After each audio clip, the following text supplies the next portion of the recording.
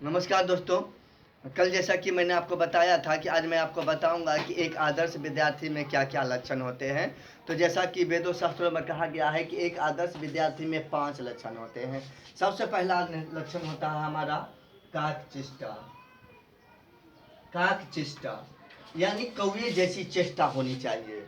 एक अच्छे बच्चे में कौवे जैसी चेष्टा होनी चाहिए कि कहाँ से जहाँ से आपको ज्ञान की कोई भी बात सीखने का मौका मिले आप तुरंत उसको ग्रहण कीजिए, तुरंत सीखिए। ये नहीं कि जब हम स्कूल में आएंगे तभी हम विद्या या ज्ञान वाली बात सीखेंगे। रास्ते फिर चलते फिरते भी आपको बहुत सारे लोग आपको ज्ञान वाली बात बता देंगे तो उसको तुरंत आपको सीखना है। उसके बाद होता है वको ध्यान। वको ध्यान, वको ध्यान का मतलब होता है बगुला जैसा आपका ध्यान होना चाहिए कि जब आप एक बार पढ़ने के लिए बैठ जाए तो आपको कहीं भी ध्यान नहीं इधर उधर जाना चाहिए। सिर्फ आप जो पढ़ रहे हैं बस वहां पर आपका ध्यान रहना चाहिए। यहाँ तक कि अगर आपके बगल से बैंड बाजा भी बज करके चले जाए तो आपको ये समझ याद ही नहीं रहना चाहिए कि मेरे बगल से बैंड बाजा बज करके गुजरा है। आप पढ़ाई में इतना लीन रहे। उसके बाद होता है स्वान निंदा। स्वान निंद्रा, स्वान निंद्रा का मतलब होता है आपकी नींद एकदम बिल्कुल हल्की होनी चाहिए, हल्की नींद होनी चाहिए कि हल्के से आहट से भी आपका नींद टूट जाए। ऐसी हल्की नींद होनी चाहिए। ऐसे बच्चे ही अक्सर तेज दिमाग वाले होते हैं जो हल्की आहट से ही नींद उनकी टूट जाती है। जो भारी नींद वाले बच्चे होते हैं वे अक्सर कमजोर दिमाग वाले बच्चे माने जाते हैं। उसके बाद लक्षण होता है अल्पाहारी, यानी आपको हमेशा भूख से कम भोजन करना है। आपको अगर 2 रोटी की भूख है तो आप 1 ही रोटी खाएंगे ताकि आप में शरीर में फुर्ती बनी रहे, आपका दिमाग एकदम बिल्कुल हमेशा सक्रिय रहे। क्योंकि जैसे ही आप ज़्यादा खाना खाएंगे तो आपको आलस लगेगा, आपको नींद आने लगेगी और आप फिर ठीक से पढ़ नहीं पाएंगे और आप सुस्त बच्चों की गिनती में आने लगेंगे। फिर 5वां लक्षण होता है हमारा गृह त्याग। एक अच्छे बच्चे को हर हाल में आपको अपनी शिक्षा के लिए माँ बाप को, घर द्वार को, सबको त्यागना ही पड़ेगा। अगर आप माँ बाप या घर द्वार का मोह रखेंगे तो आप पढ़ नहीं पाएंगे। आपको हर हाल में घर छोड़ना है। घर आप छोड़ेंगे तभी आप सही मामले में पढ़ पाएंगे। जो बच्चे हमेशा घर या माता पिता का मोह रखते हैं कि नहीं हम माता पिता से दूर रहेंगे ही नहीं, तो वे बच्चे पढ़ भी नहीं पाते हैं।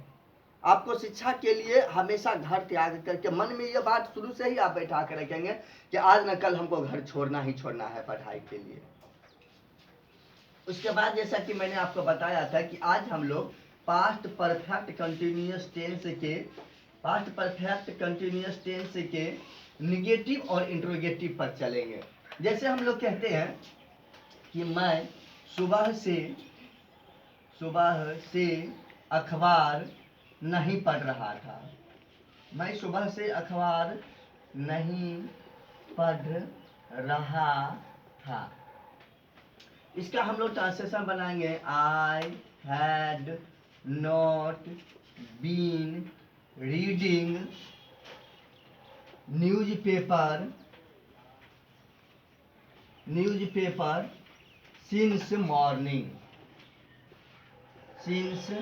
मॉर्निंग। उसके बाद हम लोग चलते हैं एक 4 वाला ट्रांसलेशन बनाएंगे। 4 वाला ट्रांसलेशन बनाएंगे मैं 4 दिनों से पत्र लिख रहा था।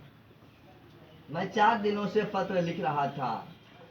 I had been writing a letter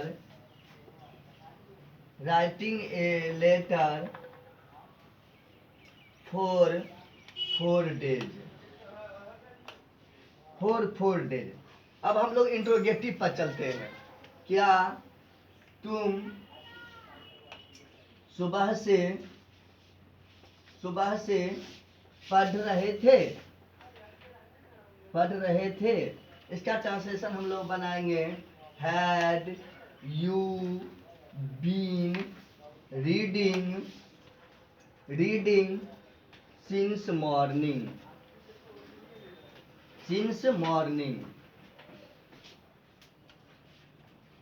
ऐसे हम लोग बनाते हैं had you been reading since morning. उसके बाद अगर हम लोग ट्रांसलेशन दूसरा बनाते हैं 4 वाला एक ट्रांसलेशन बना देता हूं मैं आपको कि क्या आप 2 दिनों से 2 दिनों से यह काम कर रहे थे। तो इसका ट्रांसलेशन हम लोग बनाते हैं, हैड यू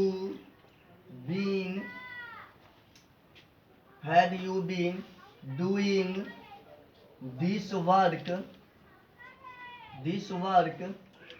फॉर 2 days।